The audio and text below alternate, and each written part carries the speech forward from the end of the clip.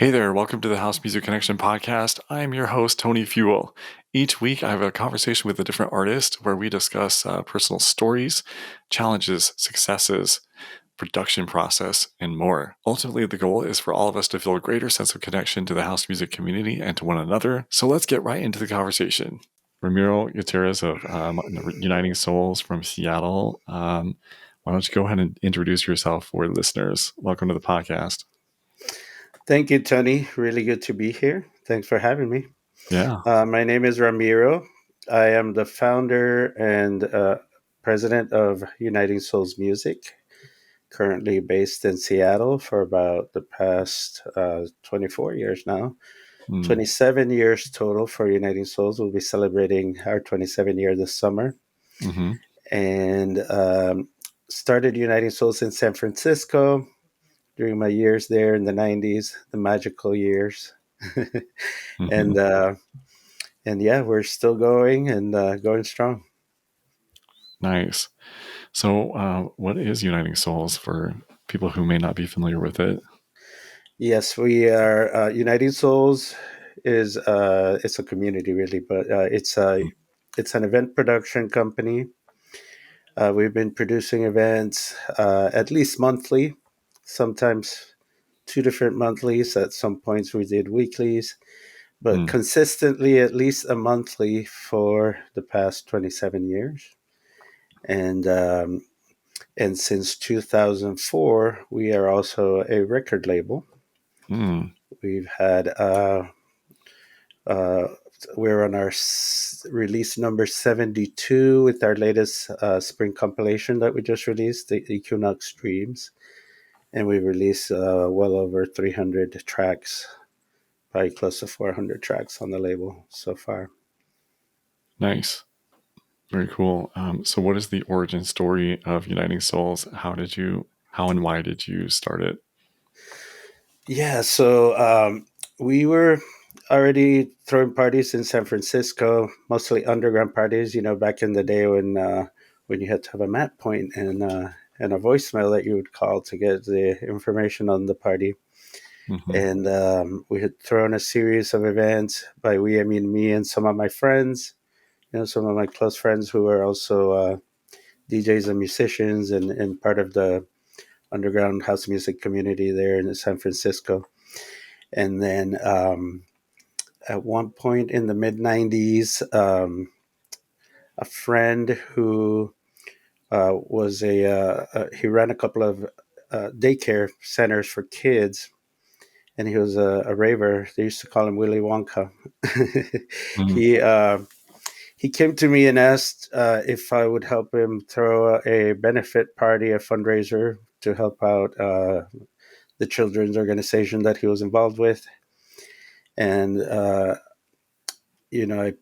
invited, kind of cast a wide net, invited different members of the community to open it up to anyone who wanted to get involved and help. You know, it seemed like a cool project. So one of the people and the few friends that got involved and stuck through the several months that it took to put this event together was Mikey Tello, who had Mm. just moved from LA to San Francisco. And Mikey, of course, is now known for his band Pillow Talk, his label Touch of Class in Brooklyn. Mm. And Mikey and a couple of other friends, really, we all came together for that event, and it just came together naturally. We were a crew, you know. Mm-hmm. So after that event was completed, and the show happened, then we all kind of knew and decided that we were going to keep working together as a group, and we just had to come up with a name for ourselves. Mm. And Mikey and some of his friends were doing parties in LA under a different name at that point. So we had both communities, strung ties with both communities, San Francisco and Los Angeles, and when we came together as a group, trying to figure out a name was very difficult at the Mm. time. The name's always tough to like come up with Yeah. something original, something that'll stick, that'll last, Then at some point, after trying so many names in different meetings, it was getting to the point to where we had to decide because our first show was coming up, a daytime party series that we did in San Francisco in the 90s called Sunshine Daydream. And and Mikey said, you know what? Fuck it. Why don't we just call ourselves Us? That's all it is anyway. It's just us. Yeah. And then I thought, oh, Us could stand for something. And this is before the brand Fubu, but Mm. I was thinking something about for us, by us, party by Yeah. us, for us, something along those lines. Yeah. And then I was like, Us could stand for something, and someone said United Souls. And then I suggested Uniting Souls because ing instead of ed makes it an action, makes it present Mm. tense, makes it an Yeah. ongoing thing. Yeah, so here we are 27 years later, still uniting souls. I love it. So, how long had you been into house music at that point? At that point, about 5 years. Okay. Yeah, I grew up in New Orleans. I'm originally from Nicaragua. Okay. Moved to My family moved to the U.S. when I was a child. When I was a kid, Hmm. escaping the war. We settled in New Orleans. My dad was a doctor and was fortunate to be able to get a job at a hospital through some friends in the medical community Mm. until he and my mom both got licensed, learned English, and got to settle, in the U.S. Um, and in New Orleans, I was exposed to, of course, as you can imagine, tons of music Hmm. from the get go. I was 12 years old when we moved there. Not only the stuff that New Orleans is known for, funk and blues and the New Orleans sound, but also I think because I was an immigrant kid and I was kind of a introverted kid, I was really good academically, but I was kind of shy socially. So Mm. I gravitated towards the subcultures. So I became Yeah. friends with the punk rockers, with the new wavers, with the kids that were different. Um, and through that, eventually, as I got older, got exposed to the clubs at the time. For a while in New Orleans, the drinking age, the age to get into a bar was 18, when the rest Mm. of the country was 21. So when Yeah. I turned 18, I was able to go. My older sister, who's 2 years older, would take me to like the new wave clubs and the alternative music clubs, and that's where besides like breakdancing and the hip hop, early hip hop style of DJing. That's where I got first exposed to alternative music, dance music DJing. With DJs that would play not only industrial music like Front 242, Neat Sareb, that kind of thing, but Hmm. also alternative like the Smiths and Echo and the Mm. Bunnymen and things of that like that. Yeah. Then that eventually grew to where there were some early house music things in New Orleans, like the early New York sound house music. But really, I didn't really totally get into house uh, until I moved to San Francisco in 1992 Hmm. and discovered my first Wicked party Mm. and the early raves, Kundalini and Freedom and the Gathering with Tony and that whole movement with the Wicked DJs Garth and Yaner and Marky and Thomas and the legends of San Francisco, really, Solar and Mm. Galen with the early days of the sunset parties, and yeah, what I found there was just incredible, and not only the music, it was different, it was new, it was innovative, but the sense of community, Mm. that I had found in the punk rock community, for example, but it was more mature in the sense of, you know, uh, uh, the the the rebellion had grown into more of a. We were, still rebellious, doing illegal parties at a beach or at a park or in a warehouse, but there was definitely another element to it that that is what house music is known for, and the inclusivity, the Hmm. come as you are element of it, where there were just so many different people of different backgrounds, and it didn't matter. We all came together because of the music. Yeah, I love it. So, what do you attribute the longevity of Uniting Souls to? So, I mean, 27 years is a long time. It Yeah, it's is. how do you what do you how do you think it's been that it's what are the key ingredients to making that successful for that long? I think that part of it is consistency. Like I Mm, mentioned, having a monthly for at least the entire 27 years, almost 3 decades.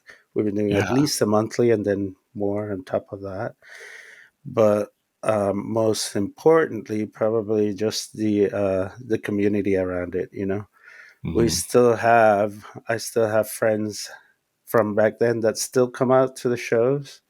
Yeah. And there's even what I call the new generation. United Souls, the new generation. I always kind of joke like that when I introduce friends to you know f- uh, a friend's daughter, for example, who's now over 21, or a friend's son who's now over 21, and they start coming to our shows, and then nieces, of some of the original party goers that are now coming to the shows, and I even joke with some of those younger members of the community, and they'll be like, "Oh, our record label's older than you are," and it's true, Yeah. which is incredible. But yes, Mm, I think that definitely has a huge role in it. It's just the people behind it. yeah, for sure. So, how has Uniting Souls changed and or stayed the same to stay relevant that long? We've definitely changed and adapted as time has goes on. As far as always, I feel like for me personally, and I think by extension, to what we do with the events and the record label, is just evolving as far as our sound, and always kind of being excited by the cutting edge, more future forward thinking sounds, and Mm, and still preserving the soulfulness of the classic sound. mm, To me, that's a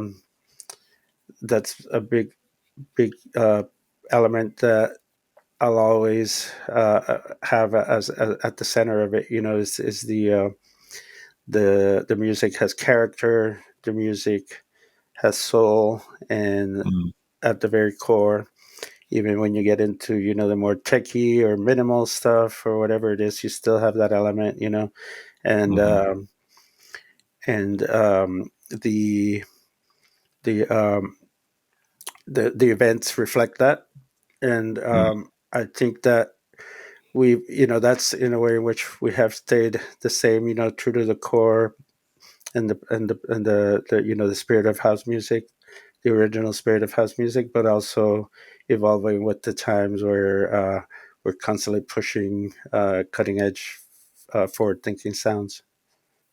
mm. Very cool.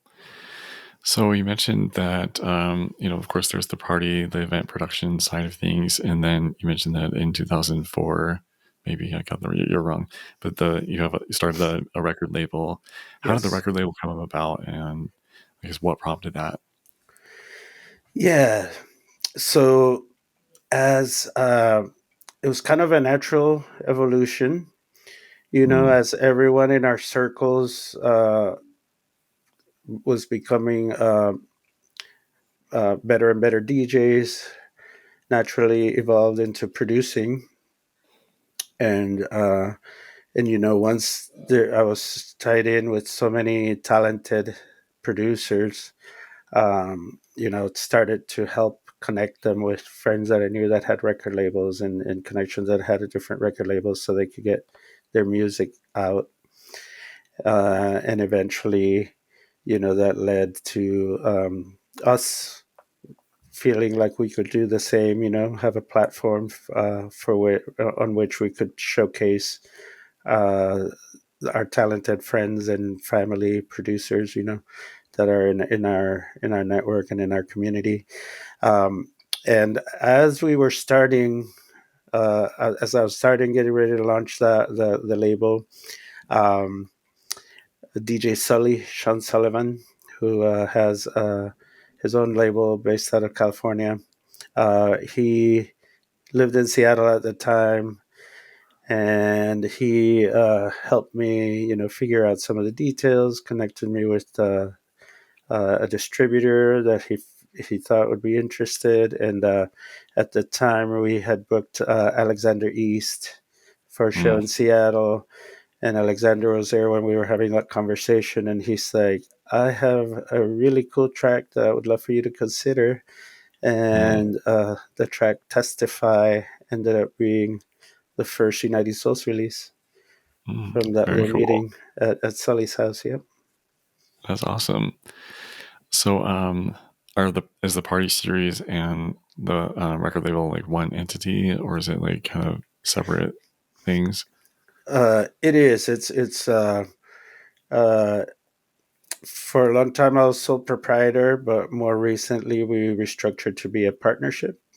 So, Mm, with Tate Collins, who's been part of the crew since the early 2000s, and all of our resident DJs are, we come together fairly regularly to plan things out and constantly communicate as far as releases. Jordan Strong does AR with me with the label, so mm-hmm. it's really to work with him and finding new music. We got a lot of music sent to us, and but we also like part of our mission with the label is to showcase emerging artists too. Emerging talent, not just the established DJs and producers.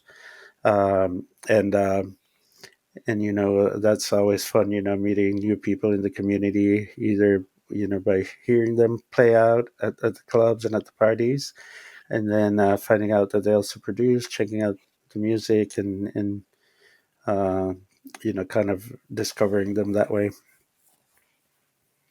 Yeah, that's awesome. So you mentioned getting a lot of music sent to you. I'm curious as what that's like for listening to demos. Like, do you get a lot of demos that fit the sound, or like, I mean, don't fit the sound at all, or they're just people are just like kind of like BCCing everybody? We do get some, that there may be really good tracks, but not necessarily the sound that I want for the label. Mm-hmm. In those cases, I try to give them some feedback and refer them to friends that have labels where the sound may fit. And in the Well, that's case, nice. yeah, and in the Yeah. case where the tracks aren't that great, they're not quite there yet, then I usually loop back to Jordan Strong, because he's a very experienced engineer and producer, with decades of experience, and he is very good at offering feedback. He'll take the time and offer them feedback and how they can improve. Whether it has to Mm, do with side chaining or compression or whatever. More of the mhm. technical aspect of things to help them improve. And a lot of times, there's been some that were close, and then they'll come back and they've worked on their tracks, and they get them to where they need to be, which is really cool. That's awesome. Yeah. So, as far as events and I guess curating a night or a series of nights, and I'm sure that a lot of people want to be on the DJ lineups.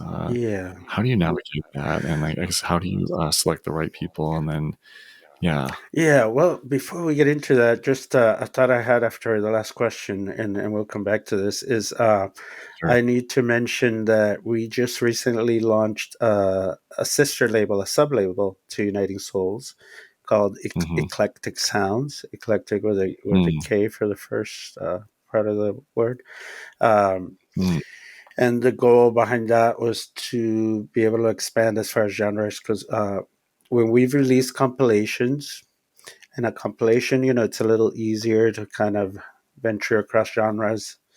Our Hmm. latest compilation has a down tempo track that's almost like melodic dubstep, Mm. uh, um, a talented duo from Hawaii, Wolfus and Cryptochronica. The track was so good, we wanted to include it in the compilation. But as far as a standalone release, um, there's a certain sound that we want for Uniting Souls. It's already branded and known also for house music, for deep house Hmm. especially. So eclectic sounds will allow us to venture out into different territory. The upcoming release that we have is by a local artist named Michelle Castrell. She plays the Mm. tablas and was trained in India, plays live tablas and incorporates that into her music. And that's going to be a really fun project. That it's more almost like ethnic global sounds than Mm. than straight up house music, and that'll be a great avenue for us to be more inclusive and more supportive of talent in the community. Yeah, I'm excited to hear that. That'll be awesome. Thanks. So yeah, back to for the shows. Um, a lot of times, the majority of the times, I would say we book an out of town headliner Mm. at each event. So as far as figuring out the uh, the local support, it's someone who would fit with that sound. If we have Derek Hmm. Carter, say versus Tara Brooks or Doc Martin, then um, some of those artists are very versatile, of course, and their sound can range. But for the Hmm. most part, you have a certain sound that you want to pair up with for the flow of the night. Hmm. Um, some of their shows are based around the releases, to where we feature all of the producers and remixers that are featured on the release, and we'll have them play at a record release party. Um, Hmm. it's a way that we're fortunate to have the events, to be able to support the label and be able Yeah. to compensate the artist in that way as well. Additional compensation and then extra promo for the release as well, to be able to do the release parties. But Hmm. yeah, we we try to be diverse, especially when we have multiple stages at an event. That gives us the Mm. opportunity to to do to be more inclusive of the community. When we have multiple stages and have that opportunity, I like to consider uh, people in the community that we haven't worked with yet. Um, where their sound might be a little more of an outlier as far as what we normally do. So sometimes we'll have Hmm. like recently we had Liquid Drum and Bass. We had LTJ Bookham come through and play. Also, you know, um, more progressive or techno sound. Um, Sometimes, just different. It presents the opportunity to involve different crews. Book people as crews. Um, I like to consider, those that are active in the community, those that even emerging talent, people that are putting in the work and trying really hard to be active in the community and feature and showcase them when it's something that we feel like needs to be supported. Yeah. That makes sense. So, I guess so. Some promoters like kind of have like a quota for like how many events somebody should attend before they get booked. Or do you operate under anything like that? Oh no, no, no, not at all. Yeah. Um, More so, I would say, we kind of pay attention to what's going on in the community. So not necessarily Mm, our own events. I mean, I guess not intentionally. If I notice that someone is a big supporter and see them frequently, regularly at our events, then yeah. then I'm sure they're more in the forefront Yeah. of our Totally. mind Top when of we're mind. trying to figure out who should we book, and but we also do keep I do keep a list of people that I notice, and I'm like, I really want to book this person, and find the right opportunity so that I don't forget. Yeah. Because it's a fairly big list, even with a monthly, it's only 12 events a year, so Yeah. it's tough to be able to fit everyone in. But when you have, Mhm. we always our the way we do it is we try to have at least one of our residents play each event if possible, Mhm. and then a local guest, and then the headliner. So Yeah. yeah, so we have our regulars also, who are kind of like residents, but maybe not officially, but the local headliners that are at the core of the community that Yeah. we frequently book as well. Yeah. That makes sense. So, so it's a production company, event production company. Maybe we can talk business for a minute. Sure. How do you promote or market your events? Is it pretty much just like word of mouth? Is it an email list? All of the social media, all of the above. A little bit of everything, yes. Yeah. Social media is a lot tougher these days, with the changes that some of these platforms have implemented, where the algorithms have limited reach if they can tell that you're promoting something, and their ad structure is designed to support more of a traditional business model. Like if you have a shop where you're selling a product, then Yeah. their ads might work. But it's a little different when you're promoting a release, or an event. Um, Hmm. we still we still run ads, but I sometimes I question if they made a difference at all. If Yeah. or if it was. It feels like most of our events, the biggest factor in promo is word of mouth, and of course, Mm-hmm. social media helps in getting that word out. But not Hmm. everyone is on social media anymore like they used to be. And Right. but if key members of the community are on there, and that helps spread the word.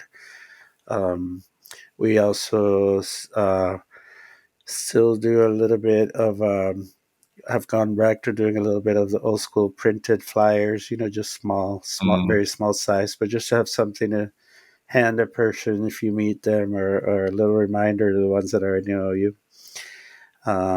And Definitely still the postering, where we put up posters in certain parts of town where there's visibility from walking foot traffic. um, hmm. but we're fortunate in having been around as long as we have. We kind of have a built-in community, at the core of it, so that really helps. Hmm. It definitely makes a difference. We're very, Yeah. very fortunate in that way. I wonder how someone starting today would be able to, gain traction. It just seems Hmm. like, I don't know. It's it's almost like you kind of have to have already had that history in some way in order to like still be relevant today. I don't know.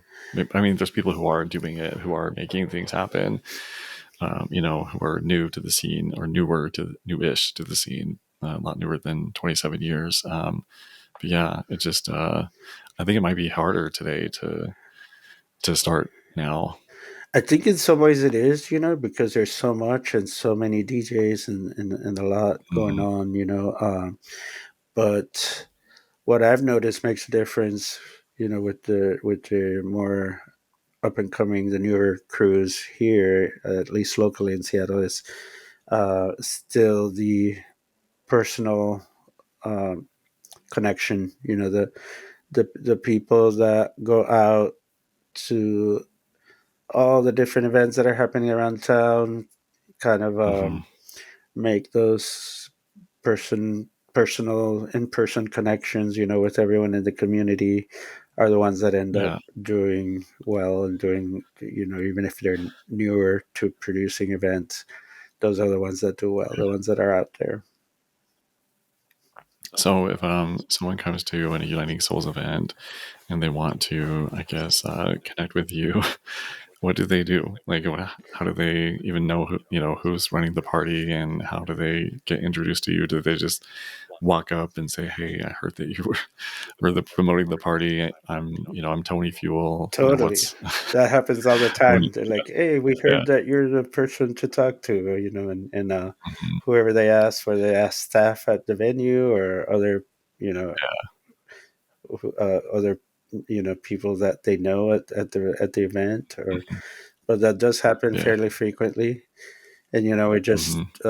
we just trade contacts. I usually just add people on Instagram, initially, until get to know them a little better. But um, if it's someone who definitely has deeper connections, as far as when talking to them, if they're connected to a close friend, then I Hmm. might in that instance exchange phone numbers right away, and but at least Hmm. get connected on social media initially, and then we take the conversation from there and exchange Hmm. links and keep the conversation going. Yep. Yeah. So how is I guess what would you say from your experience has been the difference between people who kind of introduce themselves and it's kind of casual versus the ones who I guess ultimately end up building relationship? I mean, is it like just repetition, or is it just like serving and providing value? What does that look like? um I think a little bit of both, probably.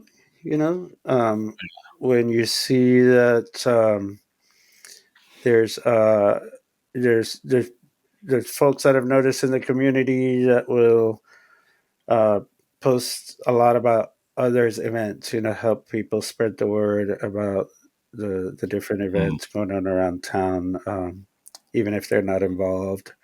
Um, mhm. we try to do that ourselves. When especially on Yeah. weekends when we don't have a show. I like to share what else is going on.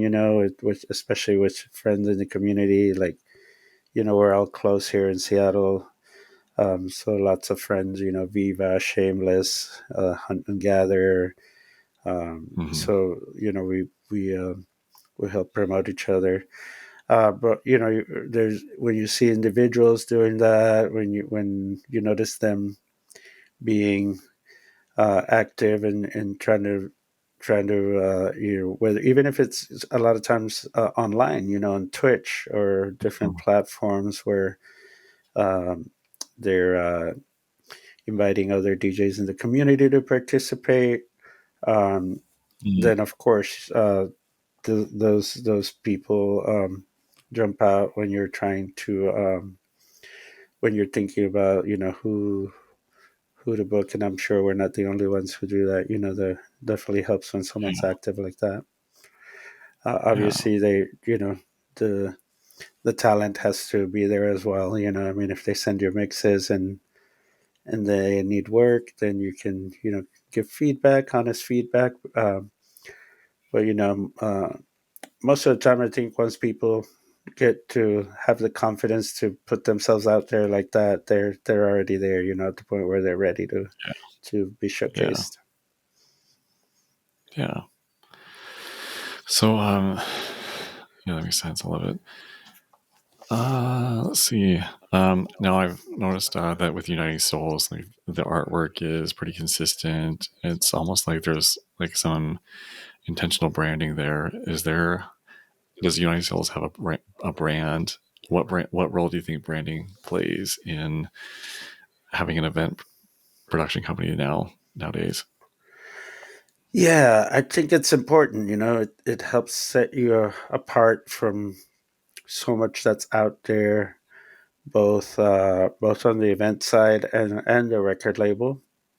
Um, Mm-hmm. we're fortunate to have a really cool logo that sometimes I think of a lot of the logos from the 90s that some of them get dated and need to be Mm-hmm. updated. uh, we've been fortunate that the little sun logo face that is our logo still works. It still looks great. Um, Yeah, it's timeless. so I try to we always try to include that in whatever artwork we have going on. um, Obviously with the updated graphics as far as the background and what you can do with it. Our designer Tashia Ortiz at Skycube Media, she's an independent designer. She and her brother Sky own the company, so that's why it's called Skycube Media. We've been working with them for years, and they know us really well. When we have a release, I'll send her the tracks so she can get a sense of the vibe of what we have quite different releases. Some of it Mm. might be more we have Jacob Poe release, Jacob Poe from Portland, that's coming up. That's more of a chill Afro vibe, Afro house vibe, but kind of chill uh, as far as the vibe. And then, you know, um, Derek D Gucci, who's part of our label, has a new upcoming minimal deep tech release. So Tashio will listen to those tracks and kind of come up with a vibe for the artwork that matches the vibe of the music. And she's really great at that, which is awesome. Um, That's awesome that there's individual artwork for each release. That's really yeah, cool. yeah, and we use the sun face logo as the central image, but she can put some sacred geometry, stars around it, or different design concepts that she comes up with, and she always does great. So we have minimal input other than suggesting to match the vibe of the sound.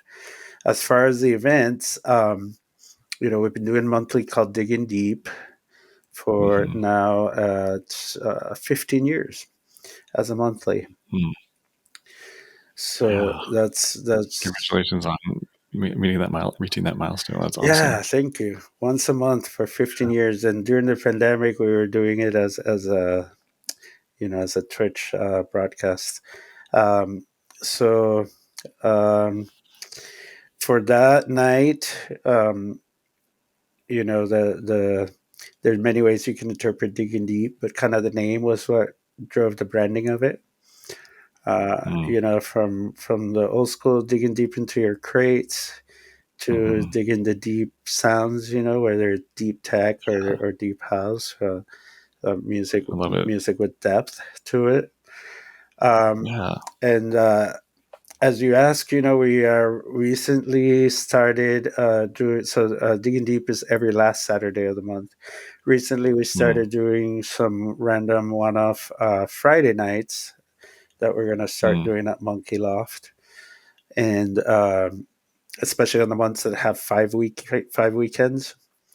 Mm. Certain months will have 5 weekends depending on the calendar, and on those months we're going to be doing a Friday, kind of in the middle of the month.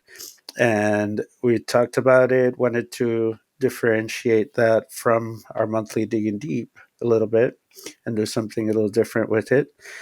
And one thing that we've always wanted to do is have longer DJ set times. Mm. And so Tate suggested the name Long Play for the new series we're Mm. doing. So Long Play is going to feature the out of town headlining guest will play for at least 4 hours, and the local opener will Mm. play for 2 hours. So we're going to have a local That's opener awesome. from 10 to 12, and the headliner will play 12 to 4 a.m. And of course, fittingly, we're kicking it off with Doc Martin, the Mm, legend, who yeah. loves to play long sets. Last time we had him and Mike Farina and Tara Brooks play, so he played a 2 hour set. When the lights came on at 4 in the morning, Doc, as always, was like, "Oh man, I was just getting warmed up. Let me play longer." Yeah.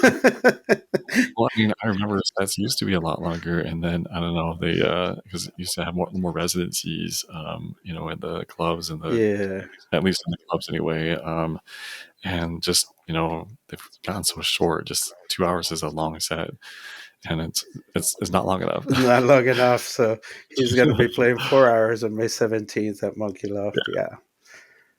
nice. And maybe That's cool. yeah. So the next one after that is going to be in August, and we're going to have Justin Martin playing a 4 hour set that night Oh, with nice. Very Dave cool. Pesner playing the local slot. Awesome. So I'm going to talk existentially for a minute. Does Uniting Souls depend on Ramiro to run? Do you have a team? Um, yes, and there's also a strong team behind me, though. Mm, My business partner Tate, of course, Derek, and then all the residents. Emily Griffin, who we've been tight with since our days in the '90s. Um, she used to DJ as Miss E. In the more recent years, is known as Griffin Girl. We have mm, Alex Legaspi, LGSP, is her mm, DJ name, artist name. Then Amy Snapdragon, who is also a very talented producer. That she's had a couple of releases on compilations, and we're working on her first proper EP coming up sometime later in the year. mm, Um, and Derek handles a lot of our online, the website. One big mm, thing that we've done recently, we just switched over to ticketing through our own website. So we're getting rid of mm. Eventbrite, who'd been using for the past few years. They recently changed their structure and started charging much higher fees. And it was never really good to begin with. The fee structure. So Yeah, we're very happy to have finally launched ticket sales through our own website, and that's we can awesome. keep the fees really low. Which is Yeah. really nice for people. Hmm. And then Derek, and Tate that played a big role in getting all that ready and getting that project rolled out. But yeah, I I'm definitely, I would say, at the center of it.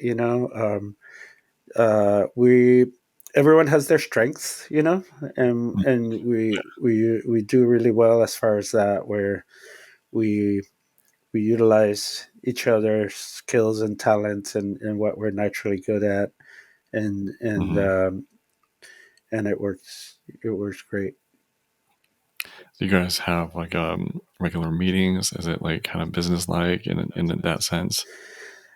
Yes, not often enough, to be honest. um, a lot of it happens more like one-on-one individual meetings on as we have different projects in different stages of development, so we Hmm. communicate on the side. Mm, We have quarterly meetings with the entire mm, group. Everyone's busy, so that seems to be what's worked out best. As far as, and then we definitely communicate a lot more. mhm. Via the phone and online. Like I was saying, on the side, as projects are developing. Like right now, for Yeah. example, the residents are taking the lead on our June event for Digging Deep. That one always falls on Pride weekend, because Mm, the last weekend of June is Pride in Seattle. I mm, think it happens at different on different dates depending on the city. but that's when it happens in Seattle. And we started that a few years back, and it's worked out really well. Where the residents, Emily, Amy, and Alex Legaspi, kind of take the helm for that month and come up with the plan, and then they just kind of fill me in and they run with it. It's a two-stage event this year. I think we're going to add a third stage because it's been really successful. Part of what we do with that event, since it is Pride Weekend, in recent years we've done a fundraiser. Part of the Mhm. proceeds of the event get donated to a charity that's somehow tied into the queer community. So there's a really awesome Cool. organization based here in Washington State called Northwest Youth Services, and they have Mm. a division called the Queer Youth Project, where they help with housing and education for kids that young people that get kicked out of their homes because they're Mm. gay or Yeah. LGBTQ, and to prevent them from being homeless Mm. and to help them stay in school. This Mhm. organization steps in and offers some resources to help out, house and education. We've Awesome. been helping them now this year. A friend of mine, he and his husband uh, have a daughter who I think she's turning 2 or 3 very soon.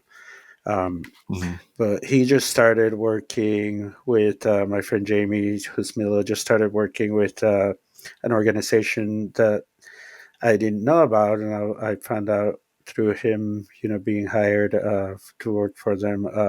They're called Gen Pride, as in Generation Pride, Okay. and they work here in Seattle. They have a almost like a nursing home and Mm. assistance home for elderly folks who are LGBTQ.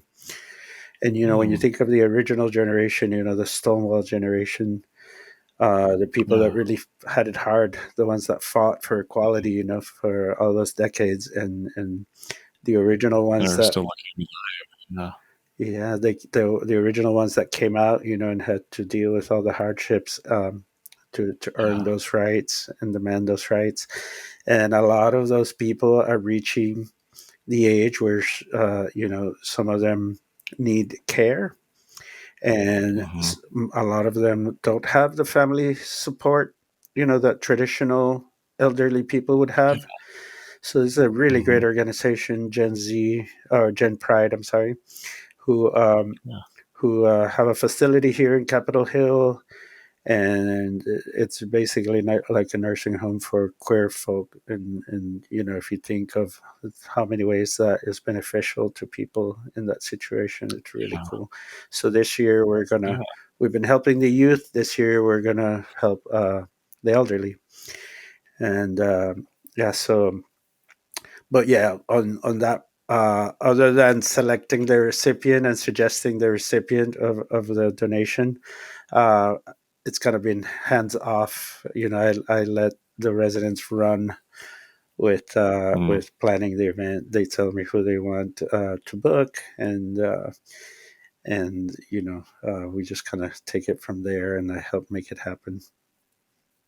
Yeah. Awesome.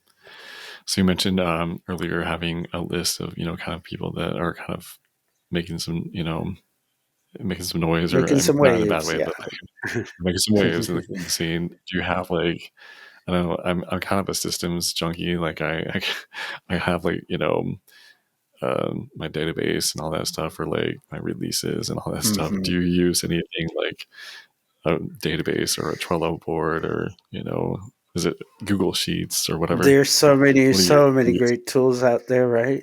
Yeah, Um, yeah. we do use some of them. More basic, more on the basic levels, to be honest. But Mm-hmm. yeah, we do use some of them. Definitely Google Sheets, and we have templates for each event. Especially with the finances, the expenses, and that side of it.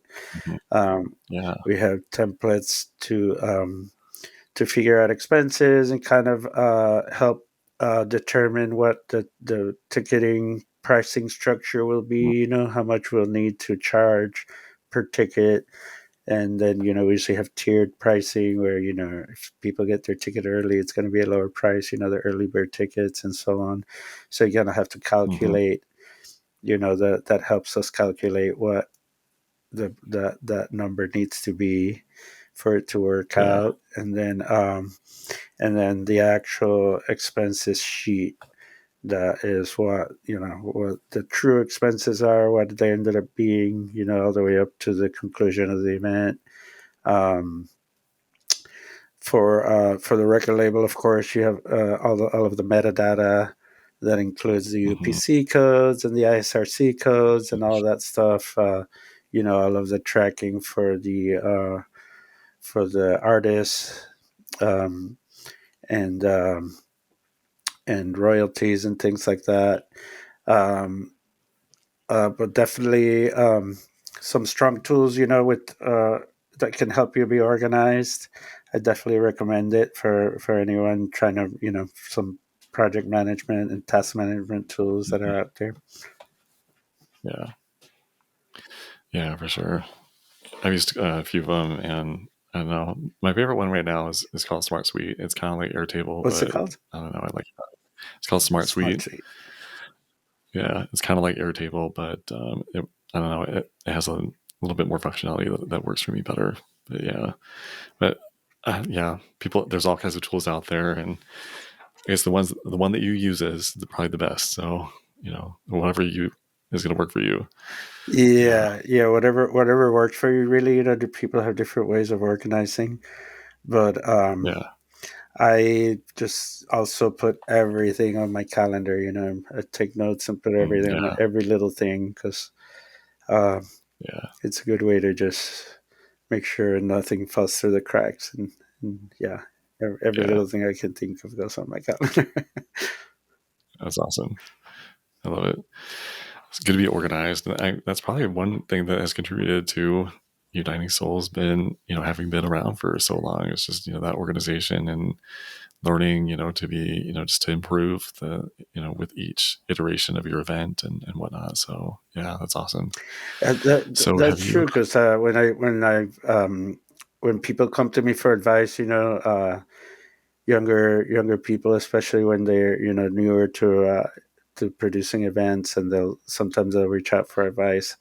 I do lean on that experience, because that's the biggest teacher, right? You've done it so many mm, times. You've come across all these different scenarios that could emerge, and if you can help someone close that gap, and forewarn them about what things to look out for, then sure, that helps.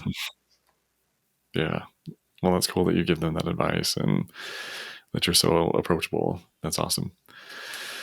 So are you doing this like full time, or do you have a day job too? I do it part time. Well, Yeah. for the amount of hours I put into Uniting Souls, it's a full time job, more than a full time job. But Yeah. I have a degree in biology. I was Okay. pre med for a while. Come from a Mm, family that's heavily into medicine, and my sister is a yeah. pediatrician. Has had a practice for a long time, with several doctors that work for her. And I mentioned my dad was a doctor in Nicaragua. He was the head of the Nicaraguan version of Medicare and Medicaid. And Okay. he was heavily involved in the medical community, helping people. Really, he was kind of a missionary, helped especially in the indigenous communities of the Caribbean coast of Mm, Nicaragua. When I was a kid, we would go in these little steamboats up these rivers in the jungle to these native communities, the Mosquito tribes, and they were kind of Amazonian type tribes, straw roof huts and mm, machetes, and they had to. My dad had relationships with all the tribal chiefs. Would go in inoculation campaigns. He and my mom would go, vaccinate all the kids. Um, but So for a long time, I thought I was going to be a doctor, when I was younger, and I Mm, was already heavily involved in music. Um, mm, so when I decided to uh, not go to medical school, I still completed my pre med degree. I was like, well, maybe later, when I'm older, if I change my mind, I can at least still go back to it and might as well finish. mhm, But I already knew that I wasn't going to medical school. But when I first moved to Seattle, I searched for jobs in a related industry, and for a long time, I've been working at Fred Hutch Cancer Center. Fred okay. Hutch is one of the top leading cancer centers in the country as far as research Yeah. and bone marrow transplantation. Um, and several years back, I switched down to part time. So I Mm, worked there 20 hours a week, basically mornings, Monday through Friday, which works out great, because my weekends are always free. And then in the afternoons and evenings, I run my music business from home. that's awesome. Actually, when I lived in Seattle, I did a 3-month temp job at the Oh, you Hutch. It did? was No way. it was cool. I did, yeah. Mhm. Yeah, Over there on South. to be honest, the Yeah. thing where it's really most helpful is the benefits, and Hmm. Yeah. because having worked for the company for so long, even though I'm part time, I was able to keep my full time benefits, and it's nice to have the health care and the dental and everything else that they offer in my retirement account and all that, which would be is a lot tougher when you're a musician or an artist. Hmm. Yeah. Cool. Well, let's see. Let's bring it back to the anniversary party, Yeah. and then the sampler. That way, we can kind of remind listeners of that. Yes, so July 27th, I believe it is, the last Saturday of July, is when we're going to be doing our 12-hour party of the summer. Goes 10 p.m. to 10 a.m. And we're going to be Mm, doing the rooftop deck stage along with two other stages at Monkey Loft in Seattle. And it's going to be the official 27-year anniversary of Uniting Souls. We hope to have some merch available for that too. People have been asking us. We haven't done shirts or any kind of merch in a few years now, and we're always having people ask us. It's about time. Take advantage of the yeah, opportunity that we have an anniversary to get some of that for especially for the friends that have been asking. Um, I'll be sure. as far as the show itself, we haven't finalized lineups yet, but I can tell you Hmm. that part of it will be one of the record releases for a release we have coming out by a local artist named Drawbird, Ian Phillips, Mm, and Blue Tech, who just recently made the move to Seattle. Evan, he's going to be doing a remix for that project. Um, that's more on the melodic, progressive side of things, but it's coming out really nicely. I can't wait to share that release. Um, as far as nice. our current spring compilation, um, we have tracks by Corey Wells, who's well known in Mm, Deep House, Vibe Select, some of his other monikers. He's been producing great Deep House tracks for a couple of decades now, based out of Southern California. Jordan Strong, who's part of our label, who's also, LA native, has ties with Hawaii and Costa Rica also. He did a mm, remix of a track called Source of Love by Tony H. Tony H is mm. a Seattle local producer. Uh, Yeah, late night munchies. yeah, Yeah. Late Night Munchies. He's also rocking, has been doing some great things with his labels and the shows that he produces. So Jordan's remix is kind of a tribally percussive techie take on the original. Really fun track. Um, also, Anthony Zamora from San Jose, who has deep ties to the Bay Area underground community. Um, and then two local producers here to Seattle. Erosion, who's a newcomer. This is his first release on any label, a track called Anti Gravity that's included in the Mm, compilation. Really fun, deep house, kind of dreamy track.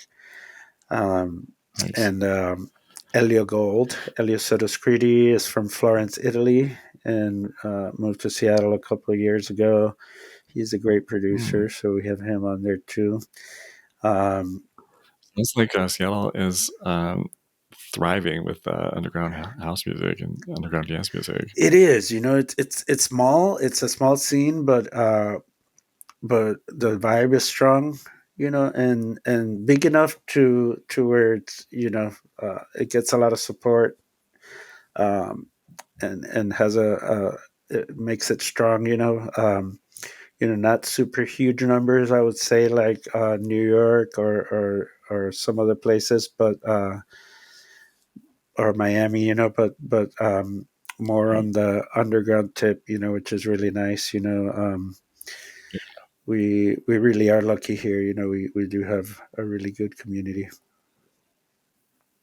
that's awesome.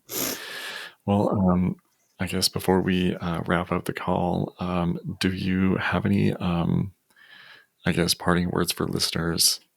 Just house music in general, philosophy, any advice? Yeah, I think part of when we talked about the longevity and how we've been around that long, I think part of what's kept us going this long is staying true to the original ethos of house music. The Mm, inclusivity, the mm, come as you are aspect of it. Everyone is welcome, no judgment.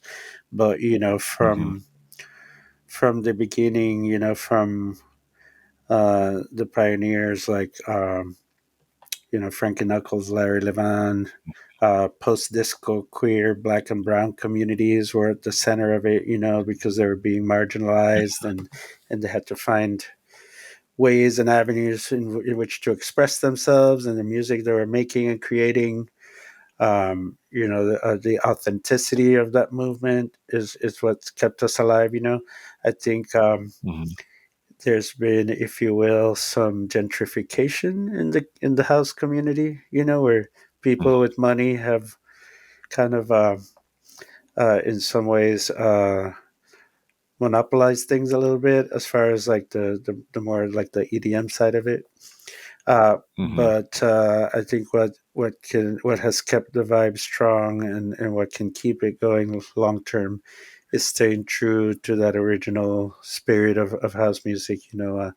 Um, where women are a big part of it too. I mean, even from way back hmm then, you had Stacey Hotwax Hale from Detroit. Sharon White and um, Paradise Garage and so on. Yeah, Not just the guys, but uh, having that diversity. You know, uh, yeah. just recently, this past weekend, we had Miss Worthy and Longstocking play Digging Deep, and Mhm, serendipitously, it happened to be the day of trans visibility. And what's mm, funny is when we booked them, we didn't even know that was the date. But isn't that awesome yeah, when stuff like that just happens organically? works. Yeah, yeah, that's amazing. But that's definitely Very cool. something that I would say, staying true to the authentic vibe, and the inclusive spirit is what's gonna keep us going long term. Yeah, awesome. Well, it's been great chatting with you, Thanks, Tony. and I look forward to, hopefully I can get back out to Seattle. I don't have any family there anymore, so they've all moved to Okay. Spokane.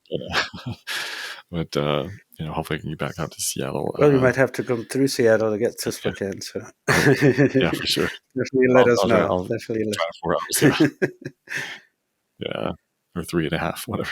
Yeah, we Depends on have who's driving, right? one other thing real quick before we finish is Yeah, summer in Seattle is gorgeous. We get the three yeah. months where we have the sunny weather, Mm, and it's why this place is so special and green, because it's pretty wet in the Mhm. winter and the spring, but then you get those gorgeous summers. We have the Yeah. Aquafunk boat party coming up. Um, Mm. 15-year anniversary of our boat parties. We sailed from Lake Union into Lake Washington. Beautiful Oh, sights. You nice. get to see Seattle from that side, which is a different perspective of it. And that's going to be coming up June 2nd. And then Mm, we're also doing a showcase at Cascadia Festival in the middle of June. mm, And there's some other great festivals like Luminosity and Imagine that happen in the area. mm. Per has a festival coming up too. So festival season is coming up in Seattle, which is great. And if anyone wants to keep up and stay updated on our events, they can join our mailing list at unitingsoulsmusic.com. Awesome. I'll be sure to include links in the YouTube Oh, description, thank as you. well as the show notes for the on the podcast like side of things on Spotify and Apple Music. So yeah, I'll include those links. So if you're listening to this whenever it airs, be sure to look at the description and the show notes and link up with Uniting Souls, and be sure to attend one of their parties and experience that vibe if you happen to be in Seattle, or even if you don't happen to be going to Seattle, make a trip of it. Just you know, proactively go out Yes, there and especially in the experience summer. it. Yeah. Very cool. Well, thanks so much for the conversation. It's been amazing. I really have enjoyed connecting with you, and gosh, it's been a long time since I've even seen you in person. Yeah, But thank you, Tony. It's been a good to be pleasure. connected. Yeah. Well, take care, and we'll see each other soon. All right. Take care. Bye. Thanks for having me.